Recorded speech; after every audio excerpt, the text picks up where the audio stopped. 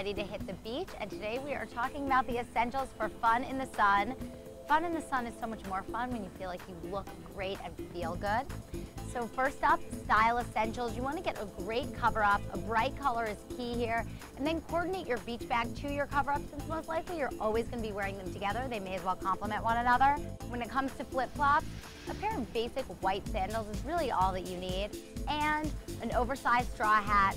Style essential, classic, you will wear it every summer, season in, season out. And what I actually love about this one in particular is that you can roll it up and throw it in your beach bag. You don't want something that's so stiff, you're gonna have to carry it in your hand the whole time. Oversized sunglasses is another must-have. Celebrities are onto something when they're wearing them everywhere, because not only does it make you look stylish literally in 1 second, but it protects the delicate eye area from the sun, so you're not gonna get those fine lines and wrinkles. And when it comes to beauty, easy and breezy are the key words for summer.